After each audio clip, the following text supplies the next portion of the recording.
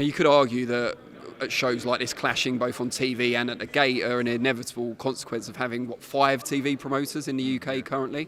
Another could be that the shows are, by essence, diluted in quality as a result. Would you go along with that? I'm not digging at your shows particularly, but as a whole. I think when you look at how far British boxing has come and the levels of shows now and like the qualities of shows across all broadcasters, like we're in a good place, really. I mean, look, Joyce Zhang, really good fight. Like, it's a big heavyweight fight. This week's, medium size for us. Wood Warrington next week. These are fights. Joyce Zhang could have been, and I know it wouldn't have gone down well, a pay-per-view fight. Wood Warrington could be a pay-per-view fight, and it might not go down well. So Taylor Cameron would have been, in my old days, a pay-per-view fight, and it's not. So I think we have to be sensible and honest and look at the landscape and say, I know not every show is going to be a barn burner, but let's look at what we're getting. As a fight fan, really, you're getting fights every week, sometimes 2 or 3 fights on the same night. Do you understand? So I think boxing's in a good position, British boxing's in a good position, and we've got competition between promoters. There was a time, and I'm not just blowing our trumpet, where we didn't really have any competition.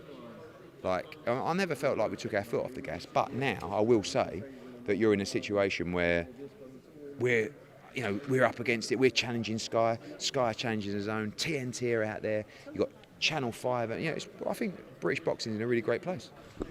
Yeah, I mean, it's a difficult one because in an ideal world, you want competition to drive you to greater heights. But the flip side of that is there's more demand on the talent available and more demand on the dates available. Is that an issue? Are there certain fighters you think, well...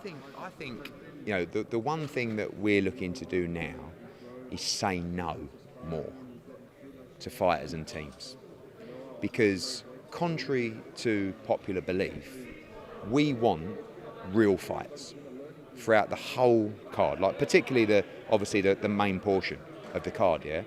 So when a fighter comes to us and says, "Oh, well, I'd like a little run out there," I think, no, enough's enough. You just had a run out, so now you're in a big fight. Oh no, hang on, it's like, and the answer's got to be no. I've been guilty in the past of folding to advisors and managers and friends as well, who just say, come on, we just need a little 10 rounder there, and it's like, no. And we got to do better than that, because I feel like a lot of the time people just do that. People just say yes. And when you sign a fighter, I've seen it so many times, and this is definitely a situation with signing any new talent. You always have to give them 1 or 2 run-outs, easy ones. And they're the fights that hurt you.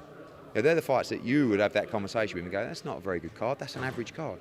But sometimes the fighters team will go, all right, well, we'll have an easy 10-rounder and then we'll have a big fight. Do you know what I mean? So we've got to be tougher and prepared to lose fighters if they're not in it. At the same time, we don't want to just say you have to fight this person. But when they're ready and they've had those fights, enough's enough. You mentioned pay-per-view a few moments ago, and Dan Raphael, notable US journalist, has got in a little bit, to use the YouTube parlance, on Prograis and Haney being on pay-per-view. What did you make of his comments? He's basically saying it kills the show with it being behind a paywall. It definitely doesn't kill the show, but unfortunately, and we look at, I don't know whether they're rumours or what they are about Showtime leaving boxing. The model doesn't always work. When you've got a fighter like Devin Haney, who's just boxed on pay-per-view, who's just boxed Lomachenko, and he wants a certain amount of money, and Regis Prograis wants a certain amount of money, sometimes the only way the business works is for the broadcaster to do it on pay-per-view. In an ideal world, there'd be no pay-per-view, and I think, it'd be all part of a subscription or free to air. But it's a tremendous fight, and I've not seen, honestly, obviously it's America, they don't moan as much as the British fight fans, because I just don't think they're as embedded or passionate about boxing.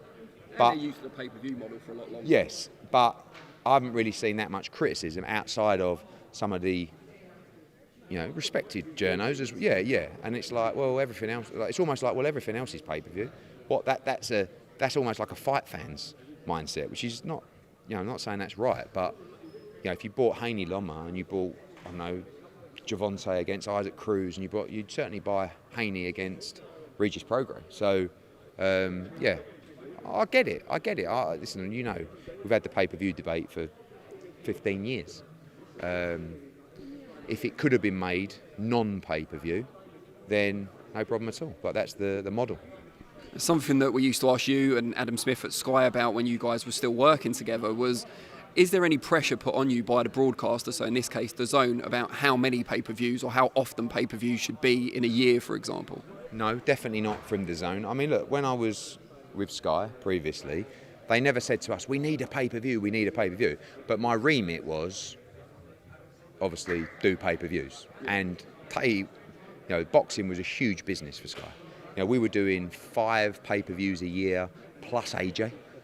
Do you know what I mean? And every pay-per-view was doing 250, 300, 500, 700.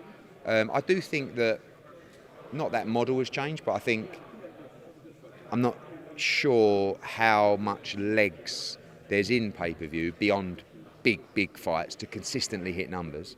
But no, not from DAZN, because it's a different model. They say the main reason that pay-per-view was introduced with DAZN was so that they could bring those big fights to DAZN.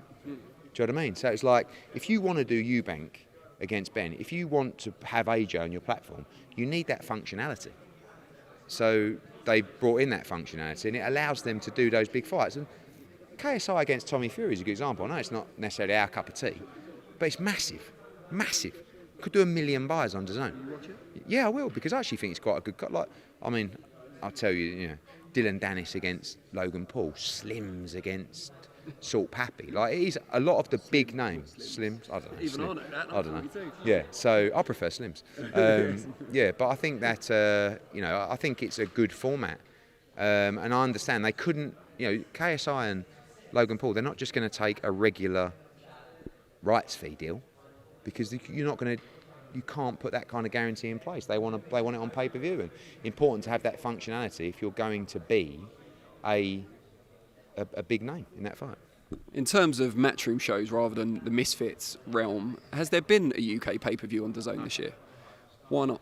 Because it fell through because of a failed drugs test, and so did one last year. So since we've been with DAZN, we've had 2 pay-per-views planned. One was Eubank Ben, and one was AJ White, and they never happened. So I'm yet to do a pay-per-view, but I might do one in December. We'll see.